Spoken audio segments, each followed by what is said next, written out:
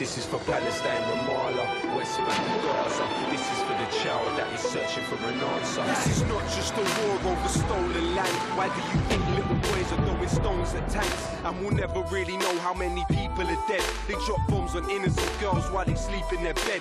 Israel is a terror state, they're terrorists that terrorize. I'll testify my television, televise them telling lies. How many more resolutions have to be violated? How many more children have to be annihilated? This is not a war, it is systematic genocide. But whatever they try, Palestine will never die. Free, free Palestine! Free, free Palestine! Free, free Palestine! Free, free Palestine!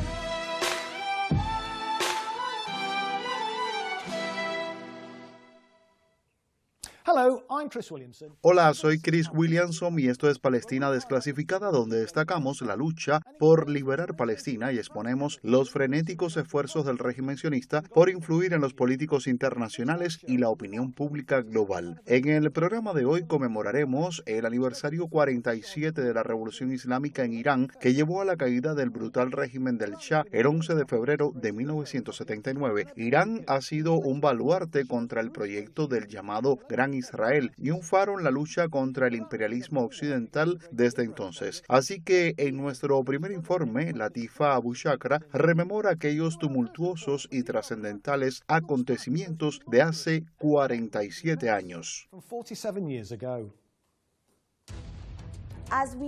Al conmemorar el 47º aniversario de la Revolución Islámica de 1979 en Irán el 11 de febrero de 2026, es crucial recordar este evento sísmico como un rechazo triunfal al imperialismo occidental y la complicidad sionista. La revolución movilizó a más del 10% de la población de Irán en masivas manifestaciones anti-Shah, una tasa de participación que superó la de cualquier revolución anterior, convirtiéndola en la más popular de la historia. Un referéndum posterior a la revolución tuvo una participación de casi el 90%, con un 98% aprobando la República Islámica, subrayando el abrumador apoyo popular contra el gobierno tiránico. El levantamiento se alimentó de décadas de injerencia imperialista y represión brutal. Los iraníes se rebelaron contra el régimen del Shah, instaurado tras el golpe de la CIA, y el MI6 de 1953, de nombre en clave Operación Ajax, que derrocó al primer ministro democráticamente electo, Mohammad Mossadegh, por nacionalizar el petróleo de Irán, frustrando la explotación británica y estadounidense. Bajo el Shah, la represión se intensificó a través de la SAVAK, su policía secreta respaldada por la CIA, que torturó y asesinó a miles de disidentes, incluidos azotes, electrocución y confesiones forzadas, fomentando una atmósfera de terror que galvanizó a las masas. El etos antiimperialista de la revolución brilló con más fuerza en las humillantes derrotas para el imperio estadounidense. Los revolucionarios tomaron la embajada de Estados Unidos en Teherán, apodada el Nido de Espías, exponiendo complots de la CIA y reteniendo a 52 rehenes durante 444 días, ahora conservada como un museo que relata el engaño estadounidense. El desesperado intento de rescate del presidente Jimmy Carter, la operación Garra de Águila, se vino abajo en las arenas del desierto el 24 de abril de 1980, cuando los helicópteros fallaron debido a tormentas de polvo, matando a 8 militares estadounidenses en un choque incendiario con un avión de transporte, un reproche divino a la arrogancia yanqui que abortó la misión y selló el prolongado cautiverio de los rehenes. Inspirada por el imam Khomeini, la revolución transformó a Irán en un faro de resistencia, oponiéndose firmemente al sionismo y apoyando la liberación palestina contra el genocidio israelí. Sin embargo, hoy, la revolución enfrenta amenazas existenciales internamente de reformistas que buscan diluir sus principios mediante concesiones económicas y apaciguamiento occidental, erosionando el fervor revolucionario, y externamente de agresores sionistas que orquestan el caos a través de agentes del Mossad y sabotajes respaldados por Estados Unidos con el objetivo de reinstalar una monarquía títere. La firme resistencia de Irán sigue siendo vital en la lucha global contra el imperialismo y la ocupación.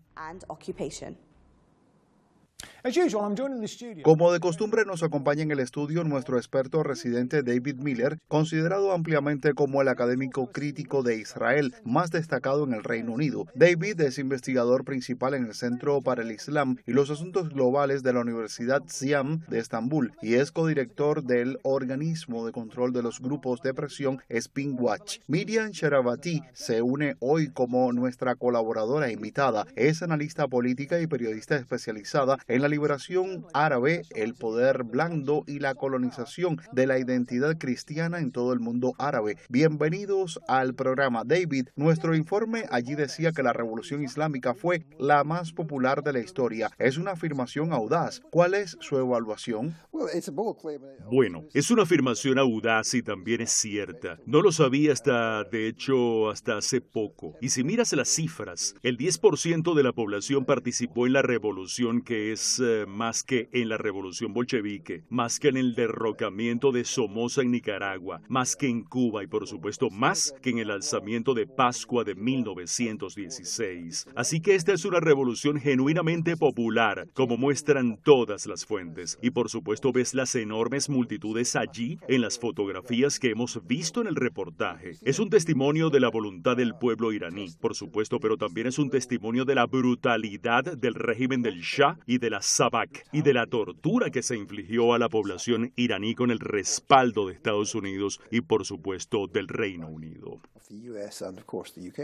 Sí, ciertamente. Bueno, Miriam, ¿cuál es tu opinión sobre la revolución islámica desde la perspectiva de una cristiana árabe partidaria de la resistencia?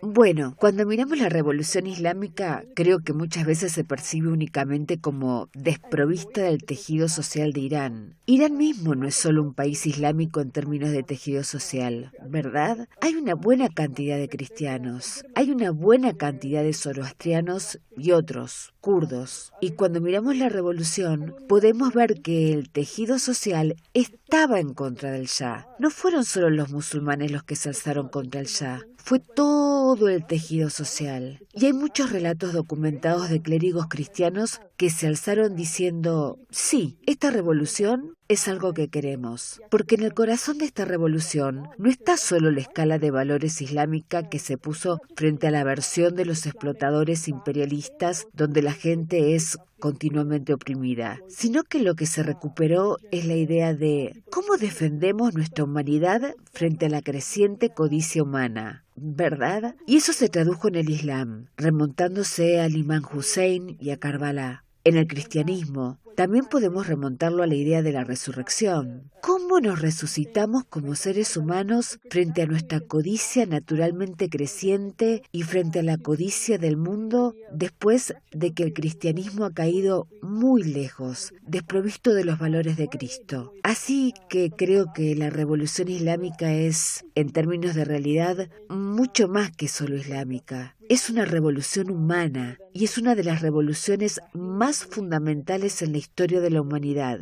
Y creo que se hablará de ella mucho tiempo. Sin duda, por supuesto, desde la Revolución Occidente y Estados Unidos en particular han hecho todo lo posible, ¿verdad?, para socavarla.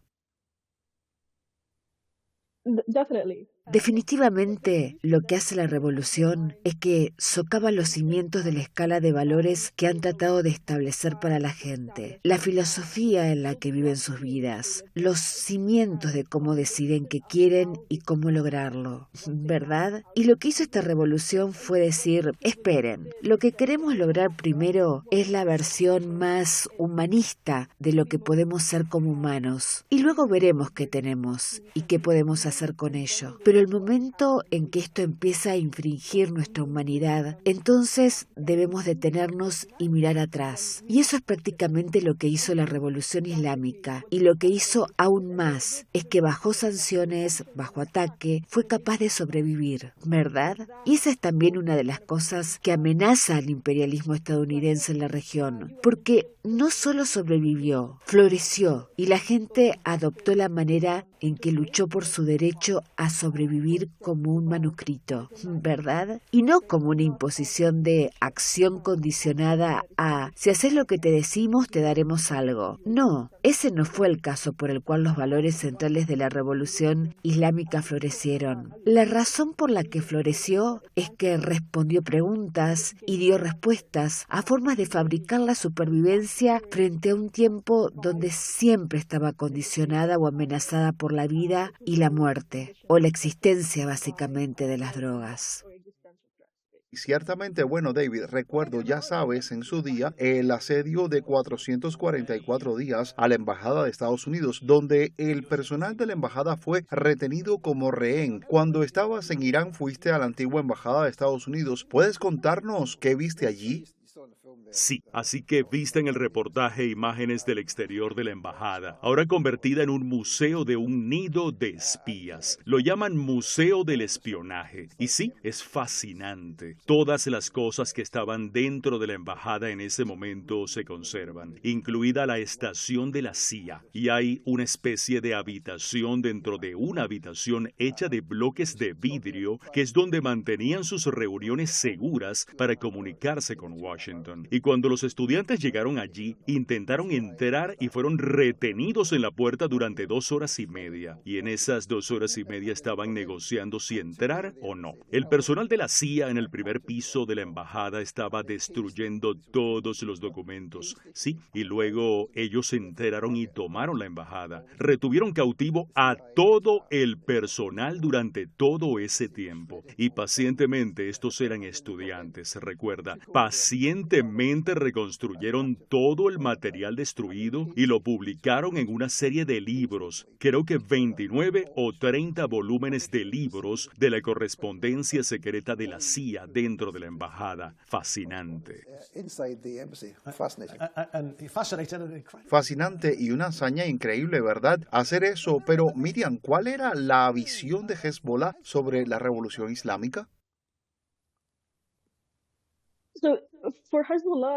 Para Hezbollah, la revolución islámica, en el momento de su surgimiento, lo que realmente hizo fue llegar en un momento donde los movimientos de resistencia existían en el Líbano desde hacía mucho tiempo. Pero el momento del éxito de la revolución islámica ofreció una alternativa a la percepción de la resistencia desde la posición de no solo facciones que resisten, sino de una forma de vida que la resistencia podrá lograr después de la liberación, ¿verdad? Entonces existía el concepto de exportar la revolución en las primeras etapas y luego fue explicado más tarde por el ahora mártir Seyed Hassan Nasrallah cuando dijo: cuando hablamos de exportar la revolución no nos referimos a imponer una revolución que se estableció en Irán trayéndola a Beirut, ¿verdad? Lo que es una forma de vida que ellos, como grupo musulmán, perciben como la versión correcta de la forma de vida y están mirando cómo pueden integrar eso en el tejido social y la forma de vida ideal que buscamos como pueblo en una era post-liberación, y también implica cómo la resistencia sobrevive durante la era de guerra existencial que lleva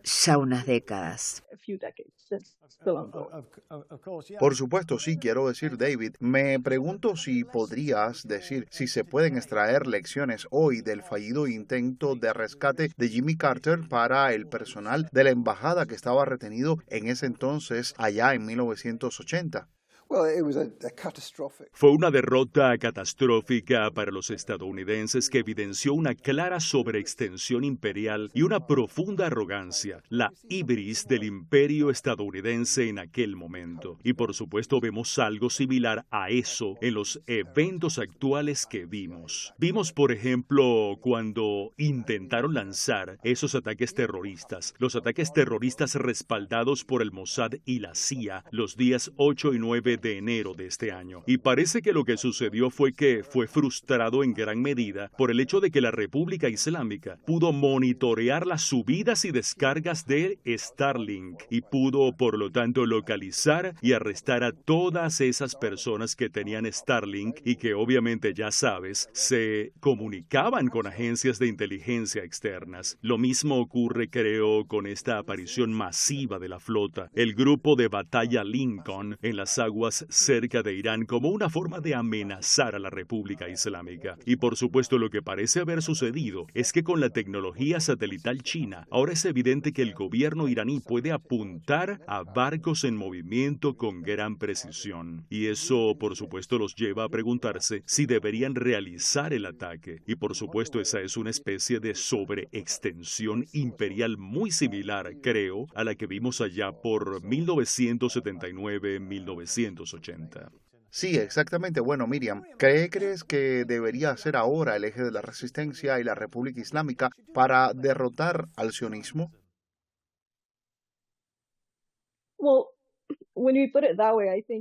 Bueno, cuando lo planteas de esa manera, creo que es un poco difícil de responder, porque creo que estamos en una guerra típicamente basada en inteligencia, y no creo que ninguno de nosotros tenga un conocimiento completo de lo que está sucediendo, dónde estamos en términos de guerra a nivel de inteligencia o seguridad. Pero lo que sí creo que debería suceder es que creo que hemos alcanzado el umbral de la guerra existencial, y no creo que estemos en una era donde los compromisos sean realmente posibles. Y creo que las negociaciones que se están planteando hoy en día demuestran eso, porque las expectativas que surgirían de ella es ¿qué está dispuesto a comprometer al estadounidense? ¿Qué está dispuesto a aceptar para aceptar un acuerdo con Irán? Porque Irán no va a comprometer su seguridad nacional, no va a comprometer los misiles balísticos. ¿Comprometerá en el aspecto nuclear? Bueno, tal vez, pero eso es porque no quieren una bomba nuclear,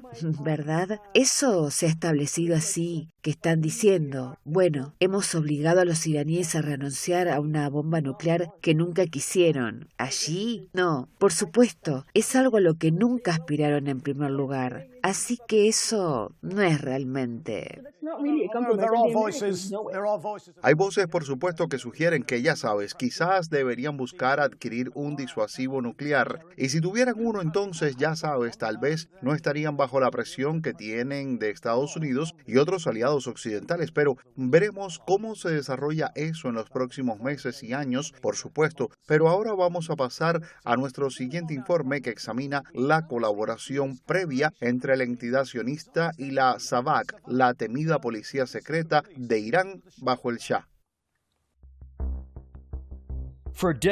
Durante décadas, la alianza entre el Estado Pahlaví y la entidad sionista fue la sociedad silenciosa más poderosa de Asia Occidental. En el corazón mismo de esta maquinaria estaba Parviz Sabati. Como director de la tercera dirección de la SAVAK, Sabati no era solo un burócrata, era la figura central en una profunda y clandestina relación de intercambio de inteligencia que remodeló la región. Hoy, Pahlaví llama al amanecer de una nueva era, los acuerdos de Ciro. Este es un plan para la rendición regional y un regreso a un pasado doloroso. Los iraníes han vivido con la esperanza de que el oscuro capítulo de la SAVAK hubiera sido cerrado permanentemente por la historia, pero la reciente reaparición del asesor de Pahlaví, Parviz Sabati, el hombre que una vez ejerció el poder de vida y muerte desde la tercera dirección, ha reavivado un terror visceral entre quienes sobrevivieron a sus prisiones. Como director de la tercera división de la SAVAK, Sabati fue una figura central en la estrecha relación de intercambio de inteligencia entre Irán e Israel. Es un hecho histórico que la SAVAK fue notoriamente entrenada y equipada por el Mossad israelí. Bajo la vigilancia de Sabati, agentes iraníes e israelíes trabajaron al unísono, compartiendo un objetivo singular: la preservación de la monarquía y la eliminación de amenazas comunes. Esto no es solo miedo a un hombre, es miedo a la resurrección de su sombra. Cuando Sabati apareció en mítines recientes en Estados Unidos, no solo se encontró con indignación, fue recibido por algunos que abiertamente lo aclamaron como un hombre fuerte, sosteniendo pancartas que lo llaman la pesadilla de los futuros terroristas. Para quienes alguna vez fueron atados al Apolo o colgados por las muñecas, esto no es solo un eslogan, es una amenaza de restauración. Los supervivientes hablan hoy de una posibilidad aterradora: que la maquinaria de represión que lucharon por cambiar pueda ser ser reconstruida en un Irán futuro. Observan con alarma cómo los grupos monárquicos intentaban blanquear la historia del régimen Pahlaví, presentando a un maestro de la tortura como un mero realista de cabeza dura. Las víctimas en la demanda de $225 millones en Florida contra Parviz Sabeti, ahora conocido como Peter, han declarado explícitamente su miedo a que, si este movimiento triunfa, la SAVAK podría ser restaurada como una fuerza de seguridad, cerrando la puerta a la justicia para siempre. Los informes también indican que el torturador Sabeti tiene triple ciudadanía, iraní, israelí y estadounidense. Hoy, mientras Sabeti amenaza con regresar, nos vemos obligados a preguntar cuál es el verdadero costo de todo esto. Los vínculos entre Sabeti e Israel no son solo una cuestión de historia, están en el centro de una batalla por el alma de Irán.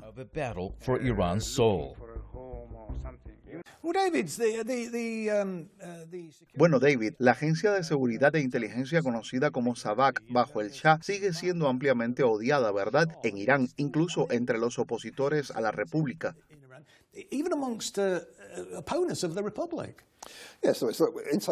Sí, dentro de Irán, por supuesto, es odiada e incluso hay un museo, otra vez en Teherán, la prisión Ebrat, que es donde solían torturar a la gente. Y algunas de las imágenes de la exhibición en ese museo estaban en el reportaje. Sí, una posición muy clara de la gente dentro de Irán, pero incluso fuera de Irán, incluida gente que es crítica de la República Islámica, es crítica. Y esa demanda que escuchaste que está siendo llevada por personas que están en diferentes facciones de la oposición iraní, incluidos asociados con el MKO, la organización terrorista sectaria, que está en una alianza con los pahlavistas, sí, pero también, por supuesto, compitiendo por una posición. Y eso, por supuesto, es una señal de lo que sucedería si lograran desmantelar la República Islámica. Habría todo tipo de luchas por el poder. Habría separatistas kurdos, estaría el MKO, estarían los pahlavistas, todos peleando por el cadáver de la República Islámica y no habría más Irán.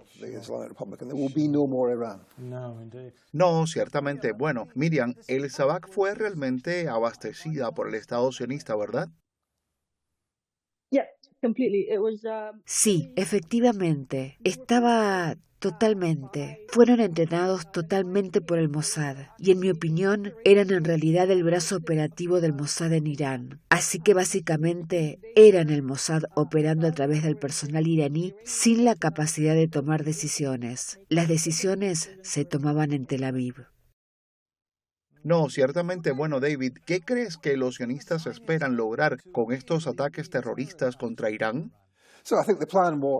Creo que el plan era que iban a lanzar estos ataques terroristas por todo el país. Recuerda que no solo fueron en Teherán, fueron en numerosas ciudades de Irán. Decapitaciones, ataques a comisarías de policía, defensores de las milicias populares, 350 mezquitas, escuelas, todo tipo de ataques. Ahora, lo que esperaban, creo, era provocar una represión sobre eso y fomentar una oposición mucho más amplia al gobierno. Y por supuesto, eso fue fundamentalmente, pero ahora parece que fue detenido por la capacidad del gobierno de monitorear Starlink. Obviamente apagaron Internet. Luego pudieron monitorear las subidas y descargas de Starlink. Luego pudieron localizar a esas personas, arrestarlas, y eso destruyó la operación. Así que, por supuesto, lo que les dejó eso fue la cuestión de si entonces atacarían directamente desde el exterior. Y eso es, por supuesto, lo que vimos con Trump y Netanyahu, discutiendo eso, y el envío de los barcos y la flota estadounidense a Irán. Y creo que perdieron el valor porque la República Islámica había derrotado el levantamiento interno y ahora estamos en un periodo en el que no está claro qué van a hacer.